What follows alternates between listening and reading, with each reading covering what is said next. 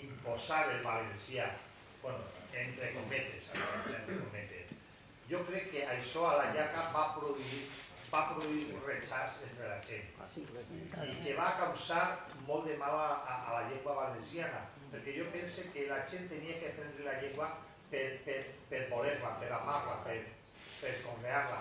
I entonces això en els pobles tal volta se salve, per lo que hem dit, que els pares, una tradició, però el que no és valencià parlant, jo penso que li va fer molt de mal a la llengua valenciana a la llarga.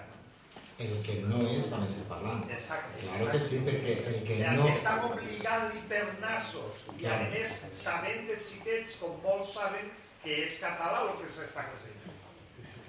Bueno, anem a veure, ho assumeixen prou passivament, vull dir, això és amb molta passivitat. Això les reboten quan tu dius la paraula català, reboten. Per això, jo dic, però bueno, anem a veure, és que hi ha tantes coses que vos haurien de fer rebotar, no sol és la paraula català, però jo te dic, aquesta nosaltres ja i ho accepten. Per què? Perquè, anem a veure, hi ha un problema, el gran problema que tenim en València és el problema identitari. És el gran problema que tenim.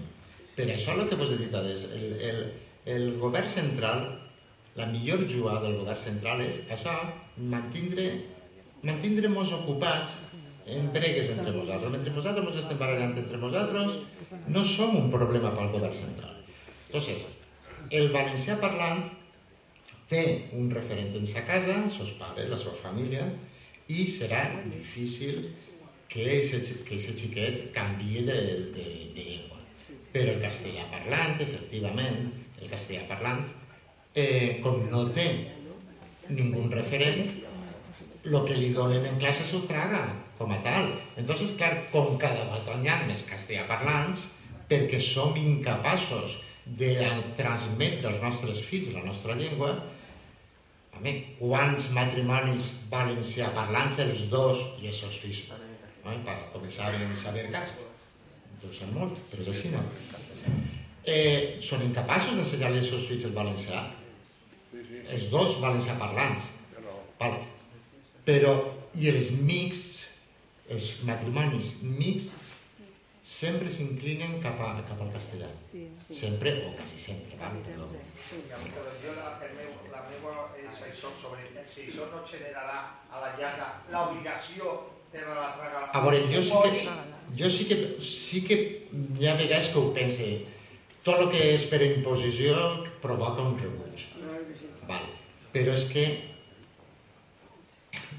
anem a veure, no tens una altra alternativa. Quina alternativa estem donant-li als joves? No existeix una alternativa. Protestar contra què? A favor de què? Jo no vull que això perquè vull què? És el problema que nosaltres tenim. Bueno, entre altres. N'hi ha tres paraules més. Jo us pregunto, podeu preguntar-li un ximol acabant d'allí o voleu preguntar-lo ara?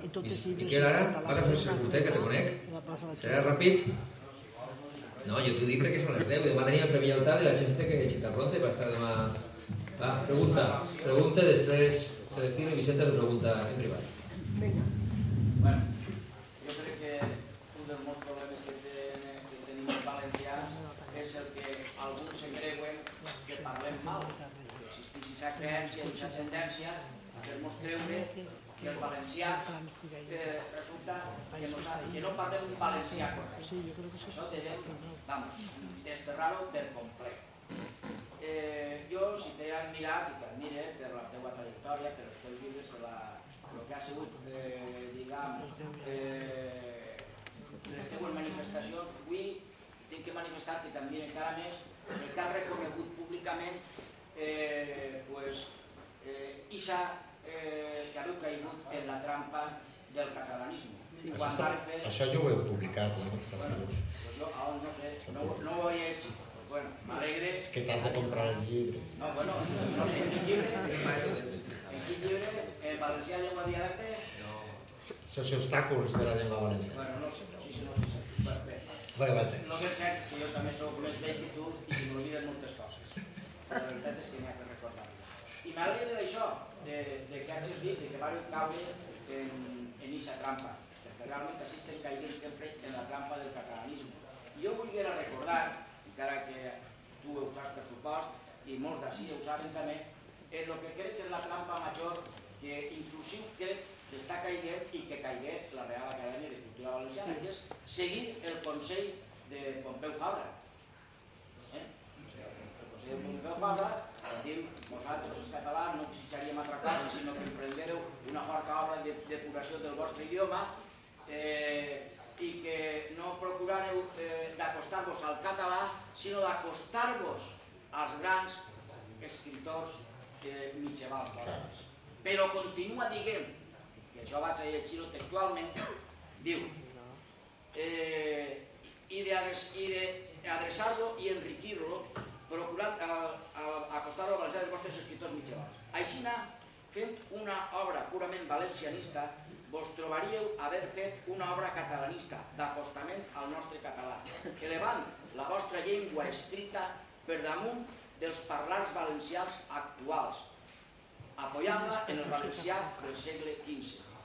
Produiríeu un valencià que no seria una llengua altra que la nostra catalana, sinó la modalitat valenciana de la llengua catalana al costat de la nostra modalitat catalana i de la modalitat balear. I aquest és el gran problema que està seguint, al meu entendre, la Real Acadèmia de Cultura Valenciana.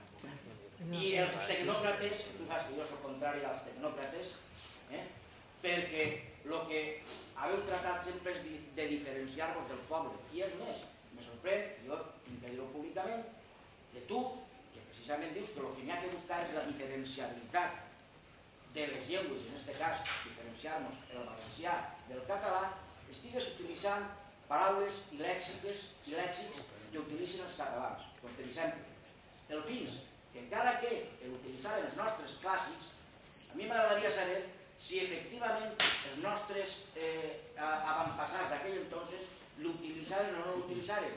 Perquè jo te pregunto, a tu el fins des de quan tu has començat a utilitzar? Quan tu eres xicotet, tus pares te dien fins? Pregunte. Miquel, anem a entrar en aquests temes.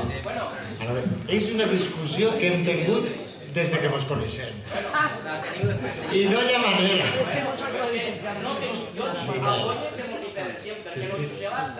T'estic dient, mira Miquel, t'estic dient, soc una persona molt disciplinada. Puc estar d'acord o en desacord en una sèrie de coses, però crec que hem de ser disciplinats i així no mos va, perquè no som disciplinats. De moment, això és el que hi ha, això és el que jo he assumit. Després cadascú que faci el que vulgui. Jo he assumit això. El dia que jo tingui l'oportunitat de canviar alguna cosa, jo estaré allí, o faré el que podré, o faré les meves aportacions. Però mentre, això és el que hi ha. Miquel. Jo, com soc un home lliure, continuaré sempre de la meva llibertat, de la llengua que m'han ensenyat els pares. I seguís en la teoria de Valdés, en el diàleg de les llengües, obra que tu coneixeràs molt bé, i que subscric totalment, i que era que defenia la llengua popular parlar oral sobre la normativització que va fer Nebrija per a introduir la llengua en el nou imperi que va crear Espanya. Ahí n'hi havia problemes personals entre Valdés i Nebrija que no se podien veure. Però ho defenia. Mira, aquesta ha sigut la discussió de tota la vida en el valencià. Per cert, lo de Fabra, lo de Pompeu, ell sabia el que dia, perquè el català s'ha codificat des dels clàssics valencians. Ells han utilitzat els clàssics valencians per codificar el català. I diu, vosaltres valencians, acosteu-vos també. No vos vull tallar, però en sèrio, demà si treballem, demà vos trobem tots en el Premi Altar, us espero allí, i el mes que ve, dijous 26, últim dijous, tenim l'assemblea general del grup. En la promesa que serà molt curteta i després farem un debat. Moltes gràcies.